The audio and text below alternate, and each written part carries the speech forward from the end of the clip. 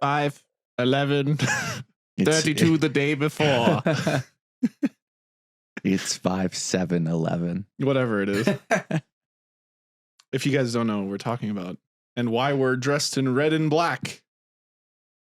Oh, yeah. For audio listeners, it's like a full red and black It's kind episode. it's the theme. Oh, if you could do like a red and black filter, like on this episode, What?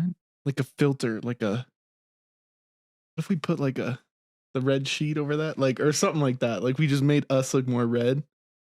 Yeah. Okay. We can cut that out, but like, just think of that. That'd be cool. All right. We'll give it a shot. We need more special episodes like that. So this would be cool. Okay. All right. Anyway, regardless. What are we talking about today?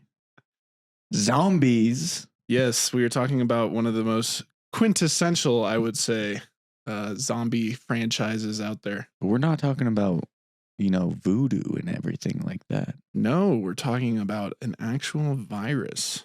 A virus, an aggressive virus. The rage virus. It makes all these zombies just go batshit crazy. It stems from monkeys, It does. chimpanzees, and well, guys, today we're talking about a very, how would you say this? There's a lot of hype around this movie, would you say? I would say so. Yeah, it's It's been a long time since the last movie. yes, right? Yes. So today, guys, we're talking about, well, the 28 Days Later franchise as a whole. Mm-hmm. Now, there's only 2 movies that are out. Currently. One came out in 2003, and it starred Cillian Murphy. That was sick. And then there was the one that came out in 2007, 28 weeks later.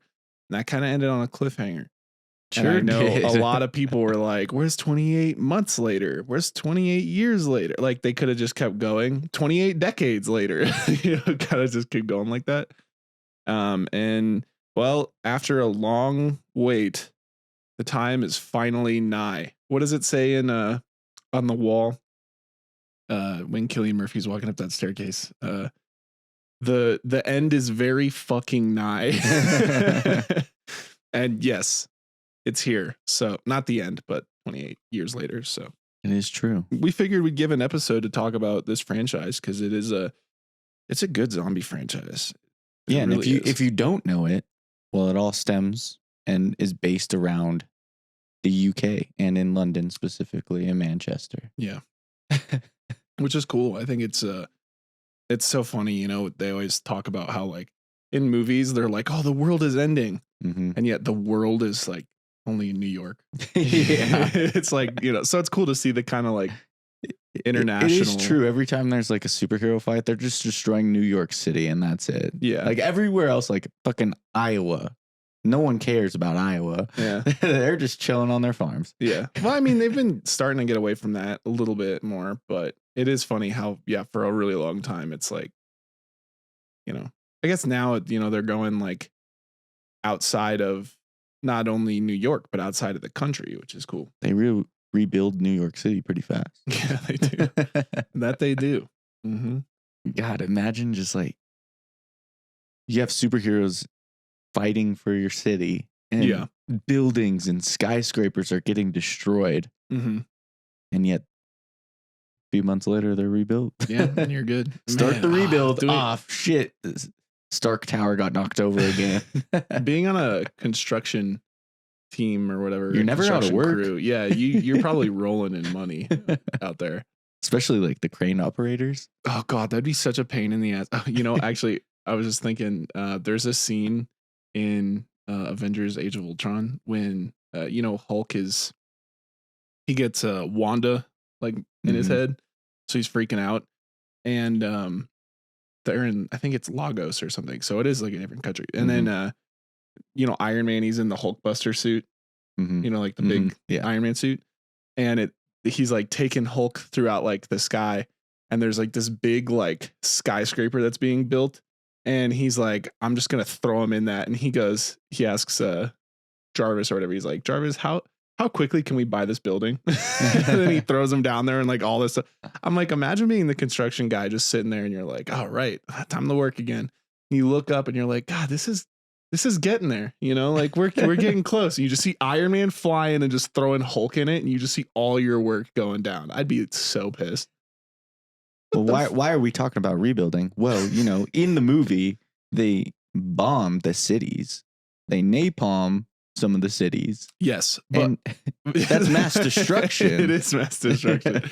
Yeah, I think they did a pretty good job of handling the like rebuilding of a society in a way. Well, kind of. Well, no, they like couldn't contain anything. They didn't do good. I'm saying like the movie showed like it pretty well. Yeah, I would say. I would agree there. Before we get there though, I do want to say we do have if you like zombies and stuff, we do have a history of zombies episode in our first season. We do. Go check it out. That was pretty fun. It doesn't deal with mostly these kind of zombies. However, it goes into, you know, big history about it, and it's quite informative. Yeah, kind of how they became like a pop culture icon, you know, in the horror industry and stuff. And yeah, kind of how, you know, they actually existed at one point, not like the zombies that we think. I mean, that kind of, thanks to George A. Romero, that kind of twisted the whole what a zombie actually is. But yeah, it was a good episode. So go check that out if you haven't seen it yet. And we'll link the video. Yeah. And if not, like if you just want to hear about 28 Days Later and stuff and just keep joining in on the conversation, then just keep listening now. It's true. A few people definitely chose our answer on our poll that they want some more movie deep dives. Yeah. So it's cool. So we have a couple, you know, cool ones here. Obviously we did The Conjuring, but no, this is a really big horror movie comeback, I would say, and features an all new cast. So we'll dive into that. But first, we want to talk about 28 Days Later, because that's the thing that started it all off, that kind of kicked off Cillian Murphy's career as a big time actor. And yeah. Who knew we were going to see his dick in it? Yeah, we rewatched the movies for this episode, and I had like, the first time you see Cillian Murphy, he's just like full on naked. And I remember going, you know, seeing Cillian Murphy's dick was not on my bingo card. I forgot about these movies, you know. I mean, it's been a while since he was quite young in that movie. Yeah. But no, he killed that role. Like, it's clear that he's had the success he's had. Well, yeah, it's Thomas Shelby, bro. Chill out. But I mean, even in everything else besides Peaky Blinders, right? He is just an absolute star. I agree. Yeah, I think he's great. You know, I was this is separate franchise, but A Quiet Place. I know you're not too big a fan, but A Quiet Place 1, you know, it had John Krasinski, and then, you know, you haven't seen it, skip forward, but he dies at the end. And then, you know, in the second one, I go, shit, like, what are they going to do? Like, who's going to be like the lead? Is it just going to be Emily Blunt, you know? And I'm not saying she can't carry a movie all by herself, because she definitely can. I'm saying, you know, I kind of like the aspect of having like a different character. Like A Quiet Place Day 1 also has 2 leads. And I like that. So they brought Cillian Murphy in because him and John Krasinski are friends. Yeah. And that was kind of cool, because I think he killed that role. And it's just, well, it kind of makes sense to kind of bring him back in that genre a little bit. Yeah. Yeah, no, I thoroughly enjoyed the Quiet Place movies. I think the third one was the weakest of them all, but it still was good. It was entertaining. The first 2 are so good though. Anyway, yeah, so 28 Days Later, actually released in 2002. So long ago. Yeah. Well, it looks it. Yeah, Jake kept saying the whole time, this movie's old. I mean, it was. We were watching it on full screen, not widescreen, full screen. If you remember, because, you know, TVs back then were full screen TVs. They weren't widescreen TVs like we have today. Yeah. So I don't know. It's just, you could tell like the way it was shot.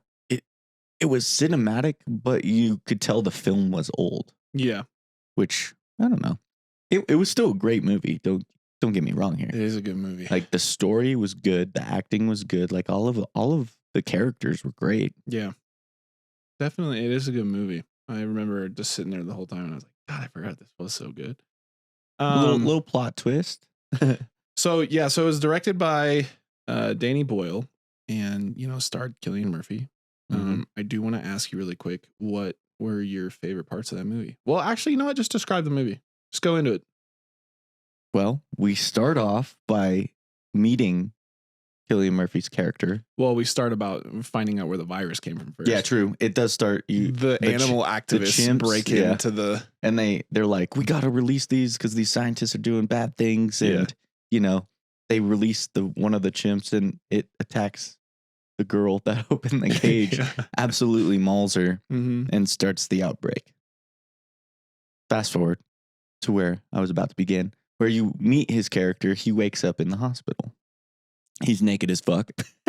He's trying to figure out what the hell is going on because he has no idea.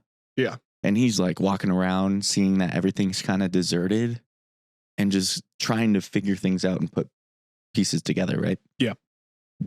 And are you good there? Yeah. No, keep talking. Go okay. ahead. And so he eventually comes across these two people. Yes. And they save his life. Yeah. Because he's getting chased by the zombies. Forgot what the one girl's name is.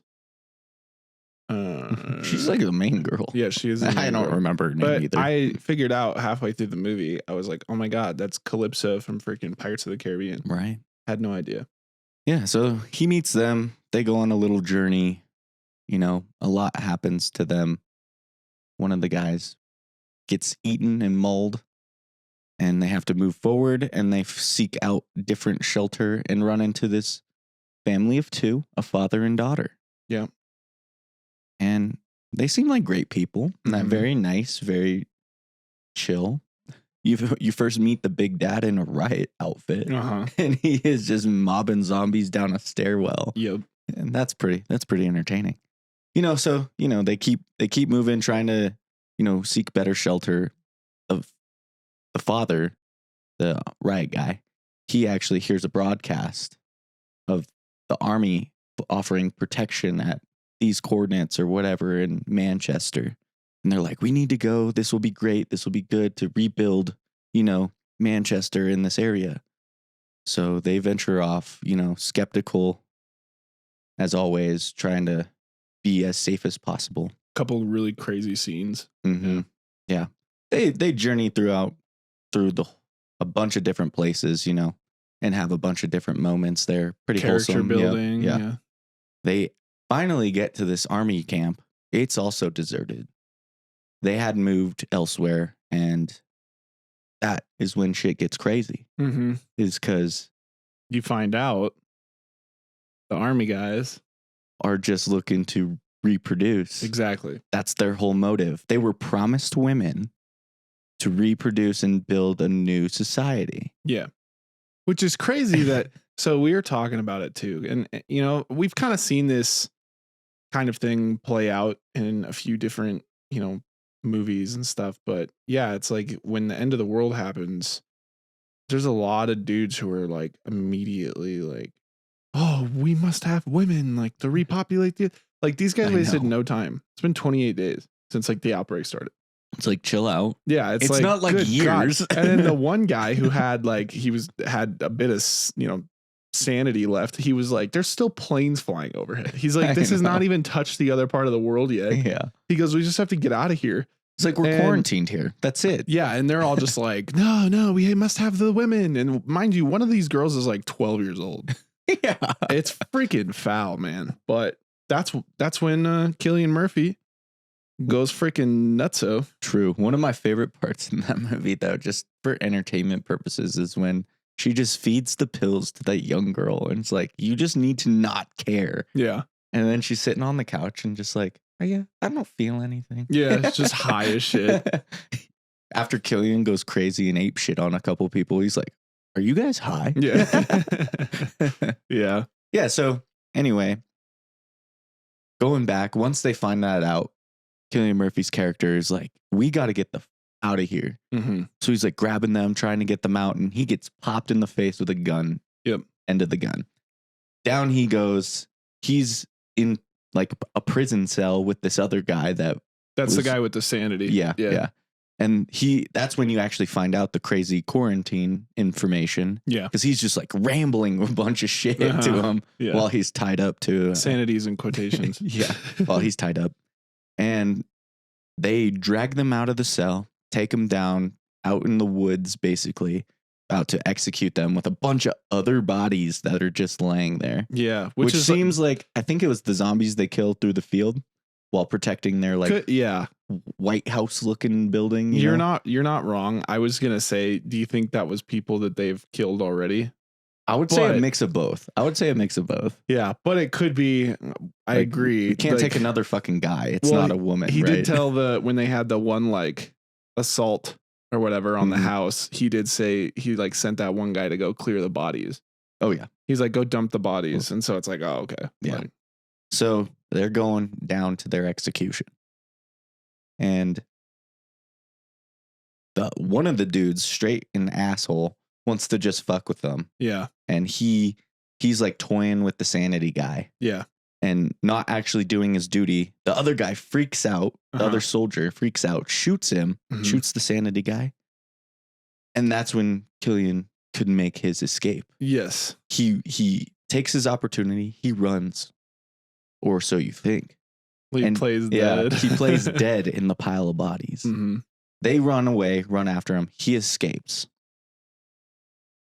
And then he plots his revenge on these army guys and how to save his new love, basically. Yeah. Mm-hmm. And this young girl. Yeah. And he gets fucking insane. I do want to say just a quick tidbit here. I do think so at the beginning of the movie, when Killian meets the main girl, she kind of tells him the main thing that you need to worry about is survival. Mm-hmm. And then she doesn't care about anybody else. Don't get attached to anybody. Get attached or anything. And then she sees the dad and the daughter, and she's like, there's a reason why they're not concerned with all this death and stuff. And it's because he has her and she has him. Mm-hmm. And she kind of makes the realization that what is life? What is survival without something to live for? And I think that's a pretty strong message. Sure, you got a movie full of zombies and shit to, dig through to get to this message, but I think it is a pretty powerful message. I mean, granted, I'm single as shit, but it is I've had love before, I've felt it, and it is true. It adds a deeper meaning to your life for sure. So unless you're a coward. Unless you're a coward. We'll get there. So to finish off, watch the movie yourself. However, Killian goes crazy, saves the day, and is the hero, gets his girl. Couple funny moments there at the end. Yeah. Gets his girl, and they get saved. They do. As far as we know. But yeah, we find out that, the ends on a little cliffhanger though. Yeah, you can kind of make this one is a little bit more of a. You kind of could tell what happens to them. So you we end with the one scene in the mansion or whatever, the little outpost, and then we start up again. It's kind of out in the hills of London or England or whatever, and freaking you see the infected are dying off. They're starving, Yep. And then, Killian and the little girl, and then the other lady are, they're at a house, a little shack, and they're like, "Oh my god, it's coming!" And then they roll out some sheets, and it says "hello," and plane flies overhead, and that's how it ends. Yeah, it's so you assume they got saved. I would imagine, yeah. Right. You would assume spoiler. He's gonna be in the next one. I actually don't know if it's the next one. I know he's producing it, and they said he's coming back. Hell yeah. However, I don't know if it's this one or if it's because I heard a rumor again and they were like, it's actually probably the next one. So if you don't know, I don't even think we've said it, the rumor on the pod yet. Yeah. The rumor is this is going to be a trilogy release. They filmed them back to back, at least the first two. They strangered that shit. Yeah, they did. However, I think this is going to be a lot more successful than The Strangers. Yeah.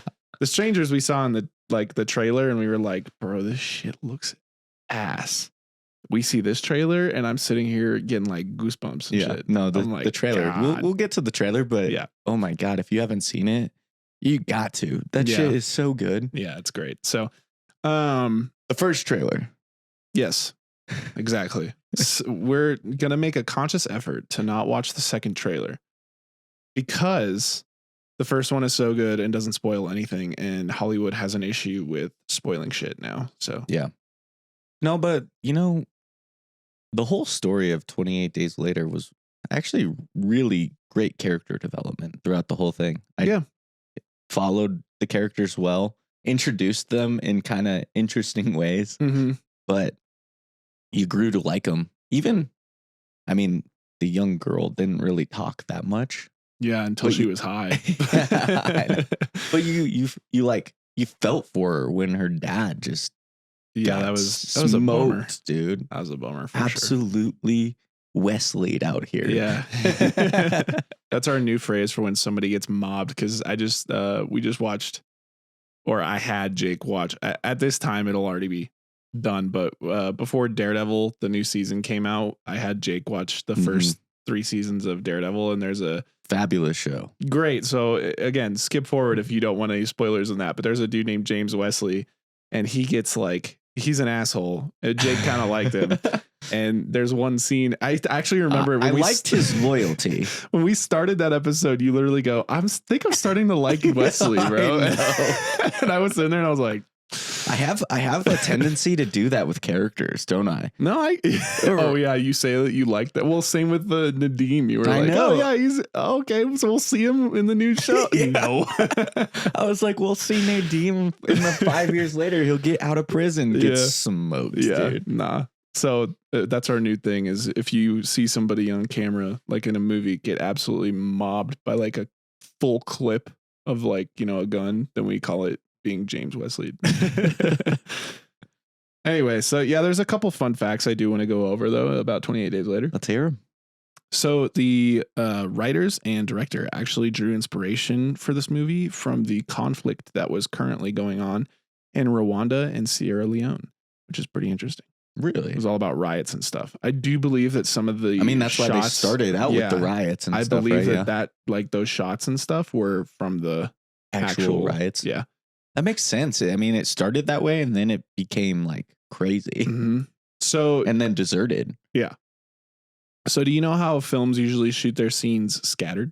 It helps budget wise if they need to shoot another scene at the same location, lighting, etc. Well, 28 Days Later shot the majority of the movie in sequence, meaning that the next scene in the movie was the next scene they shot when they made it.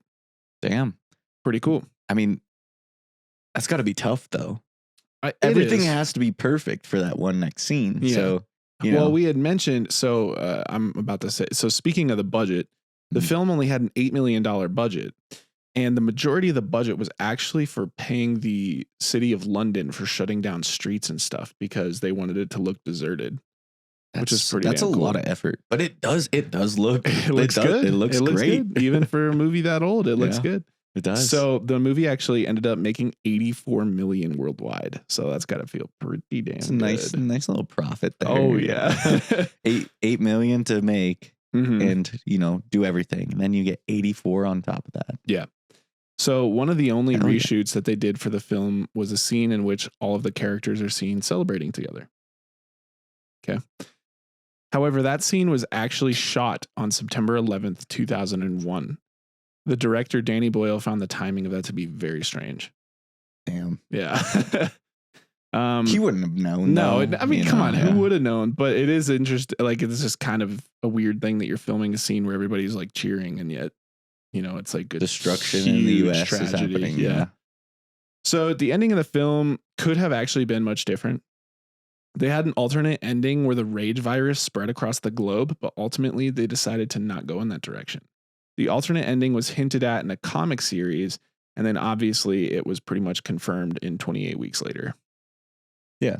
No, I actually like the ending they did because it left it open for a lot more. Yeah. Rather than just, cooler ideas. 28 weeks later would have never happened.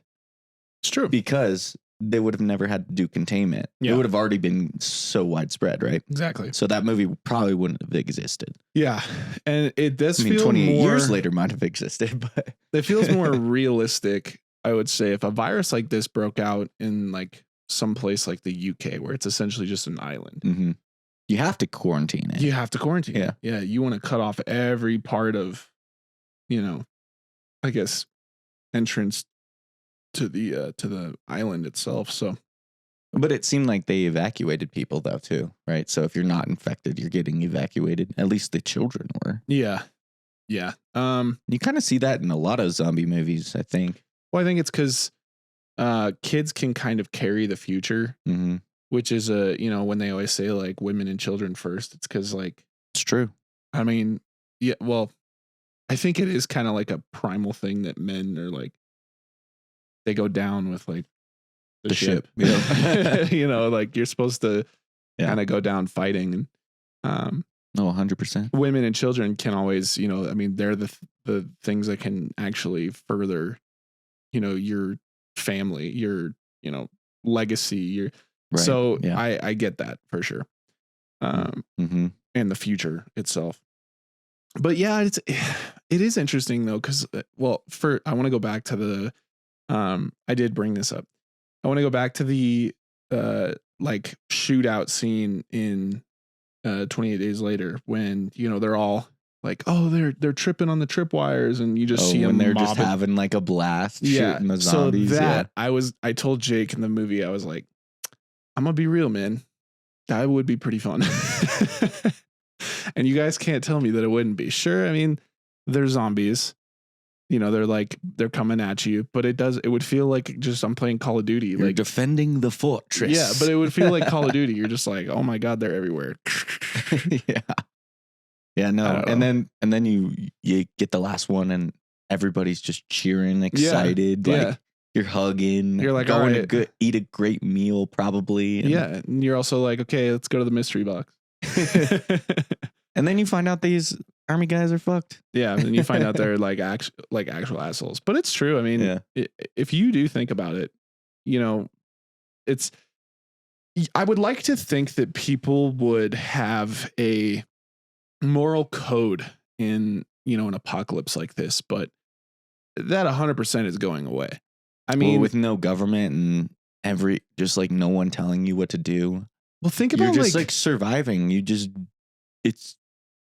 We're fucking predators out here. Yeah. Well, think about like guys like, okay, so the movie, it has all these army dudes who are trying to they're like, oh, I want first. Like they're saying that about like, who gets to, get laid first and stuff. It's like, God damn, like that's so gross. But it's also like you see society today and you see guys who are just sending like just dick pics, just unsolicited. And you're like, yeah, you'd be one of those guys probably. Yeah. Like, who the fuck wants to see your dick, dude?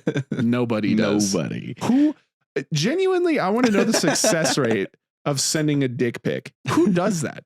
Like, what girl is sitting around like, hell yeah, look at that schlong. Fuck no, that shit's ugly. I mean, it's kind of like straight the other way around too. No one wants to just see straight a vagina pic either. No, I'd see some boobs. I'm just kidding. But like, no one cares. Save it for the bedroom. Well, no, I also am just like, it's so funny.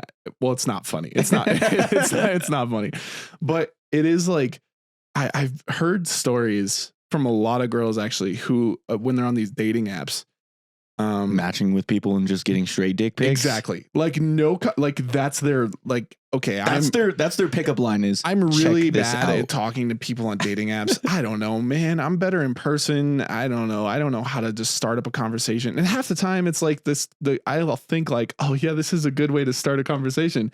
No reply. And you're just like, all right, because they're getting dick pics from other guys. Exactly. So maybe it is success. I don't know. No. Don't change your ways. Don't change your ways. No, definitely change your ways. I don't think anybody wants to see No, don't send dick pics. Oh, right? Yeah. Don't change your ways. Oh, yeah. Right, Yeah. No, I'm talking about if these people are sending dick pics, please stop. Yeah. It's so funny, though. Because you're ruining it for nice people like us out here. It's like, look, I just want love, bro. Yeah, man, I don't know. All these it's so funny though. It's okay. Again, it's not fun. Maybe it's funny to me. Actually, I got a fucking story for you guys. Okay, completely unrelated. This is about dick pics. Completely unrelated. Jake knows this shit. Okay. So I used to work with this dude at Walmart, and basically he was super gay. Now, I don't have anything against that, but I'm not gay. So, there it is. And so the guy, I don't know, he was actually like a cool dude. Like he was like, he used to just make jokes and all that. And I mean, he was kind of funny.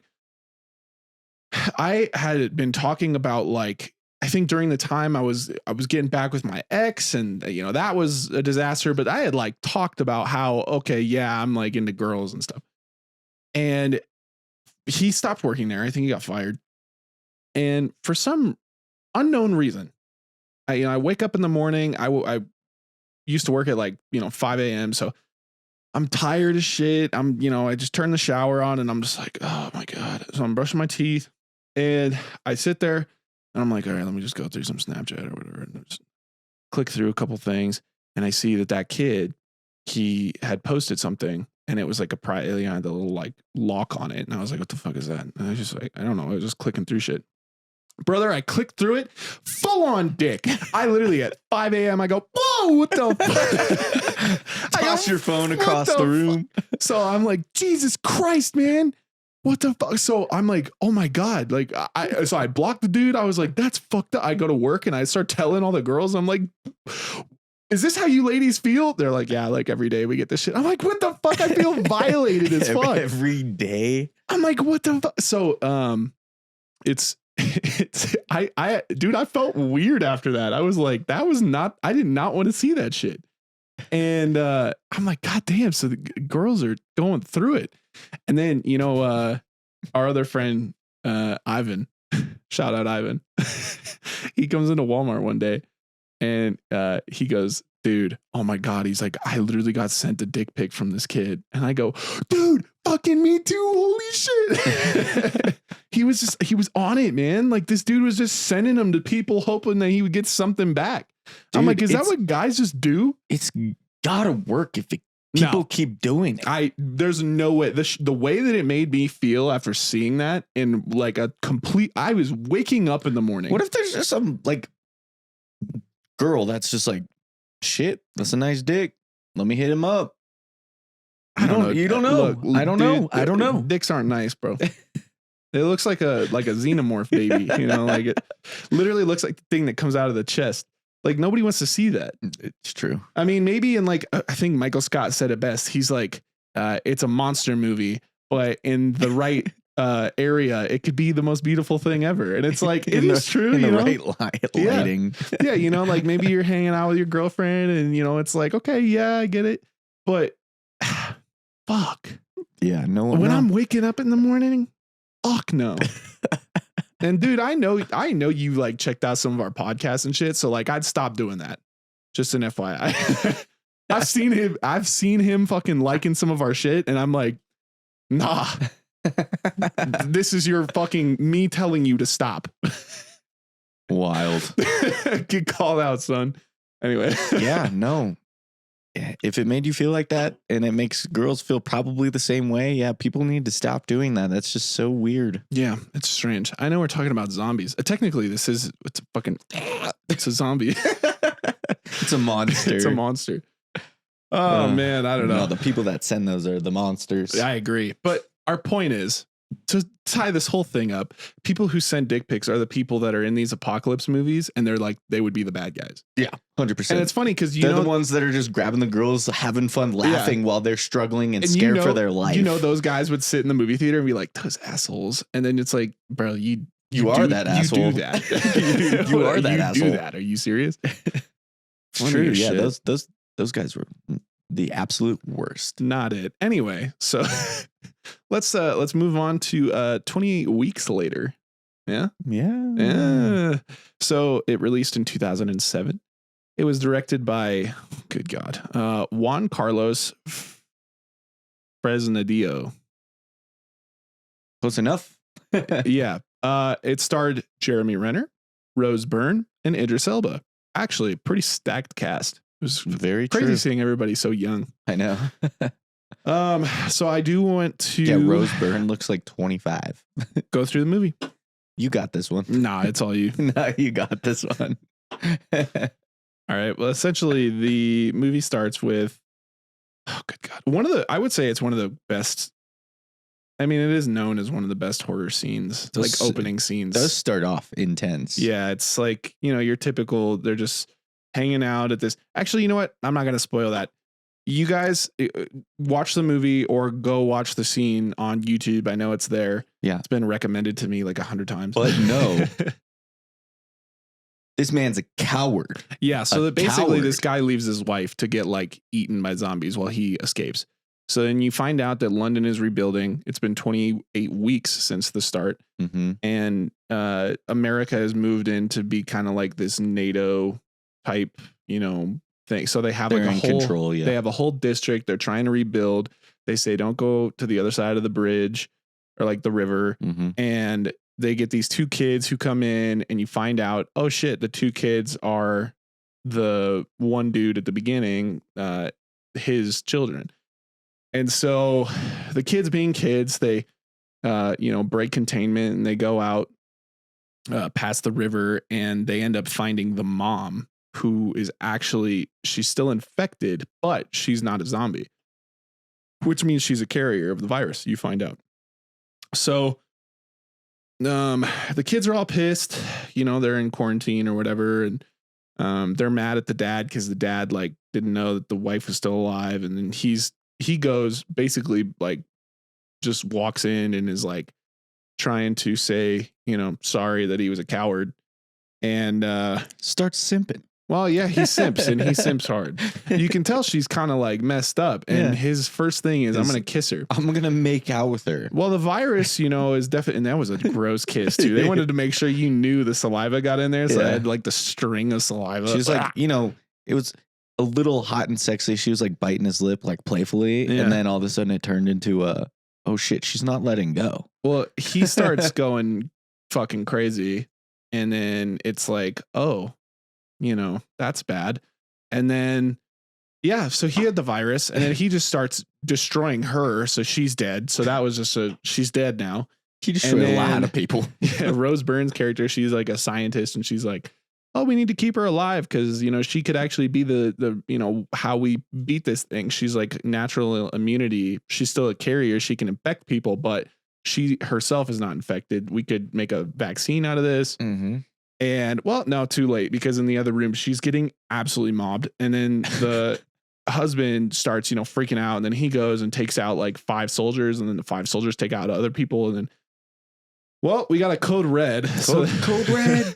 So Jeremy Renner's character, he meets up with while that insane shootout happens. That is so wild. That whole scene where it's just like breakdown. And then Idris Elba's just like, we lost control. It's like, we lost control. Everybody's a target. Yeah, everybody's a target. Oh fuck. Yeah, they start shooting like actual people. They didn't care anymore. And then, oh man, the whole journey is just Rose Byrne's character, the scientist lady, the 2 kids who she believes that the kids could have the same gene that the mom had, for immunity. So she's trying to keep them alive. And then Jeremy Renner, his character, that he's basically like trying to lead them. And it's just them going through London while London is getting firebombed and all this stuff. And then it just, it pretty much ends with, the 2 kids getting away in a helicopter. But then you're like, okay, like happy ending. Okay, for sure. Like the virus is going to be solved. And then all of a sudden it just like breaks away and you just see like the helicopter and just like all this trash in the helicopter. And so, you don't know, you kind of expect the worst, but we don't know. We always like to say, if you don't see somebody die, they're not dead. Basically, then it switches to just shots of these zombies like running through and you just see the Eiffel Tower in the background. So it's like, oh, they're in Paris now. Yeah. You're like, oh, it has spread. Yeah. So, okay, great. So if it's in Europe now, that's not good. Yeah, it's not good. So what was your favorite part of the movie? Of the second one? I think my favorite part was, I think when Jeremy's character sacrifices himself, even though he didn't need to, with the van and the smoke. Yeah, it is a good scene. Lets them get away. Yeah, and he's like, "I got you guys. Get to the helicopter. Get to the stadium." I think that was like just a very heart-filled moment that I thought was cool. Pretty sad for sure. He didn't really need to do it, like we talked about during the movie. It's like, man, he did have a gun, and I did say, I said, instead of doing that, he could have turned around and shot the dudes with the flamethrowers. He could have done that, but I guess that does show something about his character. Right. He would rather not kill people who, I mean, that was kind of his whole thing, right? He left his point. He didn't want to kill people. So it does make sense. Yeah. But at the same time, could have saved your own life. Yeah. However, my second favorite part, probably about as equal, was the helicopter scene in the field. Oh my God. Yeah. That is like the best scene, dude. One guy jumps on the helicopter and the helicopter pilot's like, get off, trying to fling him off. Horde of zombies coming at him. And he's like, fuck it. And starts like pointing his propellers down at the ground and just, it mows them, dude. Just straight, absolutely tears them up. And you're just seeing parts of the zombies' bodies flying everywhere, hitting the windshield and stuff. And you're like, oh my gosh. Yeah, that is a crazy scene. Absolute mass destruction of those zombie bodies. Yeah. Dude. No, that is nuts, man. Yeah, I would say that's probably the best scene too. I do like that movie. It's a good movie. Yeah, it's definitely more action-y than the other one. Yeah. Yeah. All right. So I do want to talk about a couple fun facts about 28 weeks later. So all the extras who played the infected had backgrounds in ballet, professional dancing, gymnastics, and even miming. Well, that's pretty sweet. I mean, they do look really good while, twitching and doing all the zombie movements. It was pretty believable. Yeah. Now, I did not see this, and I'm actually kind of happy I didn't. But apparently you can see a couple crew members in certain shots in the movie. Really? Yeah. So there's a camera guy on Tower Bridge, apparently when they're crawling across. And there's another one during the firebombing scene with... On purpose? Jeremy Renner. No. Oh, just on accident. Yeah, they're like, fuck, we can't reshoot that. Yeah, I didn't notice. So yeah, me either. The movie itself was actually a metaphor of sorts for the Vietnam War, where the U.S. had accidentally mistaken civilians as enemies. Oh. Yeah. So the movie made $65 million worldwide on its $15 million budget. So not as much as the first one. But another success. True. They probably saw that and they were like, you know what we should do? We should pause this franchise for a good, 15 years and then we'll see what happens. Yeah. I mean, and now it's kind of crazy though. Like 2 successful movies. Yeah. And then nothing, silence from either directors or writers. It's like, usually nowadays, if movies are successful, they're immediately like, yep, we got to do another one. You get a Joker. Yeah. I mean, Joker was fantastic. The first movie was so good. And then all of a sudden, I mean, it's one of the only movies I've given a 10 out of 10 to. And then the second one, I still haven't seen it because I've heard that it massacres the first one so badly. I also haven't seen it either. And I don't think I'll ever see it. I was really looking forward to it too. And then it's just, when you hold a movie close and then you find out that the sequel is so bad because it's a cash grab in a way, you're just like, nah, I don't need to see that. And I don't want it to taint my view of the first movie, So anyway, but I don't know, 2 successful movies. You would have thought there might have been a third one, relatively soon after. Well, I think it's cool because it's been like 15 years or something like that, and so I like how they didn't go to 28 months later; they just went to 28 years later, and that's cool. Because it's like, oh shit, it's right. It has been that long. Well, not that long, but it's been long. Yeah. And so you kind of want to see like what's been going on. Yeah. So, all right, we are going to now talk about the trailer, the first trailer, the great trailer. 7, 6, 11, 92, the 32, the day before. I want more horror movies to do that so badly because every movie now has like a trailer where you go, okay, I don't really need to see the movie anymore. Yep. It's like they need to be given the Marvel treatment where it's like don't show a lot. You don't really show too much. Well, I mean, Marvel's kind of been on that. Show something that like really like grabs people, right? Grabs them, gets their attention, but doesn't show them anything and goes, I want to watch that movie. Long Legs. Yeah. Long Legs had a trailer like that. And it shows actually that we multiple trailers like that, though. The trailers were like a mystery in itself. Remember, we didn't even know what the name was. It was just the symbols. Oh, I know. And you were like, no, I knew what the name was. Well, I think maybe because it said like #Long Legs or something. No, because I saw the name of the movie the first time I saw the trailer. Oh, well, all the trailers that I saw like online and stuff all just had like no title. Yeah, it was not like while Long you Legs. were in the bathroom at the movie. Anyway. Yeah, so the 28 Years Later has a great trailer. It stars Aaron Taylor Johnson. We like him. He's a good actor. And then you might have known him from Craven. And a lot of other stuff. Yeah. But his most recent work was Craven and Nosferatu. And Nosferatu, yeah. And then he was in Bullet Train and stuff like that. Jodie Comer, she's great. She's in that. And then Ralph Fiennes is in that. So there's a lot of good actors in this movie. I also, again, like we said earlier, Killian is going to return at some point. I don't know how, I don't know why, I don't know where, but at some point in this movie or the next movie or whatever movie, he's coming back. So they have announced that 28 days later or 28 years later, we'll have a sequel, like we had said. It is called The Bone Temple, which in the trailer you can see there is in fact a bone temple. So it shows that is going to have some significance. Yeah, really crazy. It's interesting how, the title is breaking away from the like further in time kind of thing.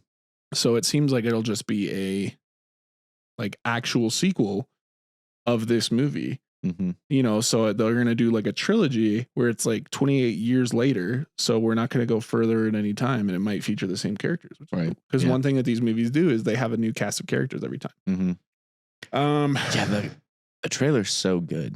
It's literally that crazy poem or whatever it is broadcast. And then all of a sudden it's just complete like silence and like morphs the sound into the shot. And then it's back to the poem again. And you're just like, what the actual hell? Yeah. The sound editing of that trailer is crazy. Yeah. If you haven't seen the trailer yet, which I can't believe that you haven't, but if you haven't, put in some headphones. Stop us right now. Put in some headphones or put it on like a sound system or something. Cause hearing it like with you like need as the loud thumps. as you need the thumps. Oh yeah. And then like it occasionally just goes boom like that. And you're like, oh fuck. Oh, it looks good. Anyway, pretty interesting thing. The entire movie was shot on an iPhone. Probably an enhanced iPhone. No, very, but it is still an iPhone. Yeah. It's still pretty interesting that's it's cool. Even a thing. I'm surprised that you don't really think that that's a big deal. Well, because it's not just a fucking iPhone.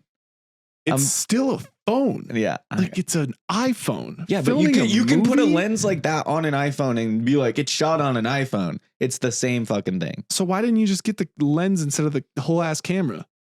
Well, and we could have just used the phone. Because I'm sure those lenses cost fucking thousands and thousands of dollars. How much was that shit? I mean, this camera is like $5,000? Yeah. Could have just used an iPhone. No, I'm just messing around. I think that's like just an interesting thing. I don't know. It's cool. Yeah. You can shoot it on anything. It really doesn't matter. You could shoot it It's a Hollywood movie shot on an iPhone. Yeah. That's nuts. I'm sorry. Maybe I just don't know shit about it. Well, I mean, usually Hollywood movies use like the RE cameras or the red cameras. And those are fucking like $30,000, $40,000, $50,000 cameras just for the camera, not the lenses, just the camera. For more advice from Jake about filming and editing and stuff, follow SPN Productions. True, we can help you out. Jake can definitely help you out with that kind of stuff because I don't have any idea. You know, the camera I have. Yes, the creator was shot on this.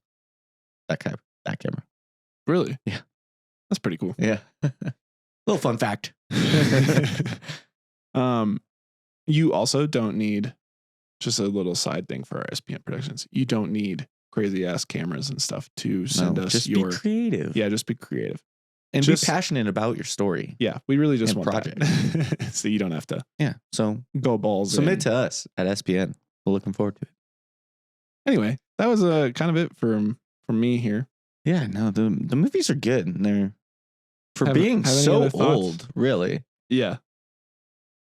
I mean, 5 years, right? So 2002 to 2007, 5-year gap, and the movie quality just looks exponentially better. Well, I mean, it's just, but 5 years is not that long. No, but I mean, technology increased a lot in filmmaking from them because I mean, you know what else came out in 2007 or 2008? Transformers. True, and that still holds up. It does. The first Transformers movie still holds up. So no, dude, I'm very excited for this movie, and they're building a lot of hype. Yeah. Every time we see a horror movie, that trailer's played. 32 the day before. Yeah. It's just whoever was, in charge of making that trailer need a raise. Needs to make their own movie. I do hope that the movie keeps the same kind of, I guess feel.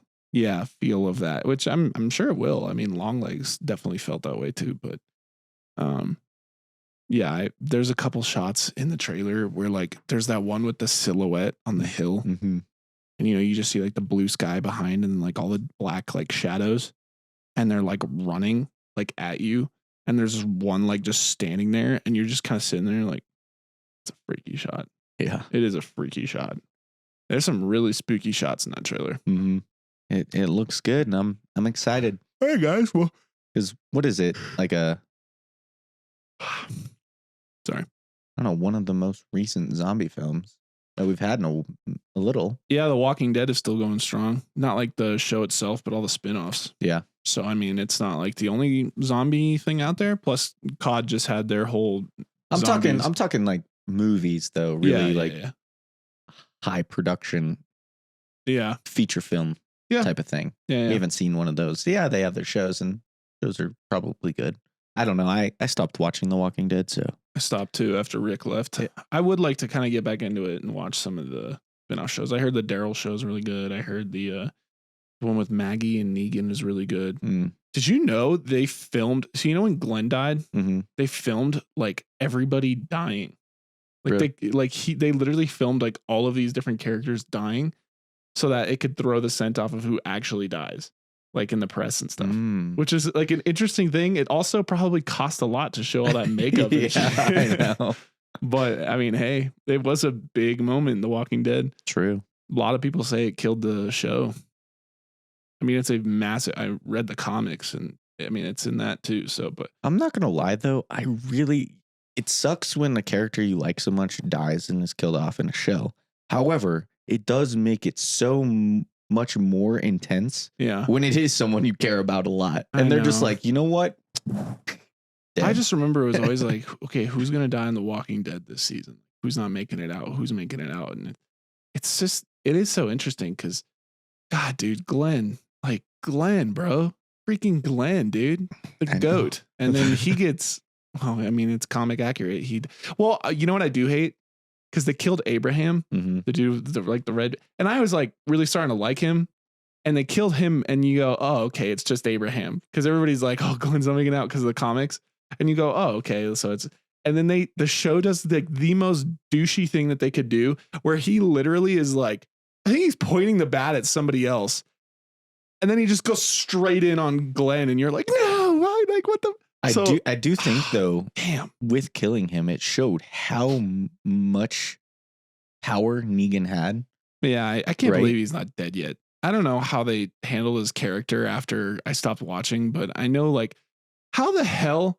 I guess he should have died many times. How the hell is Maggie hanging out with Negan in New York City in this other show? There's like 2 seasons of that thing.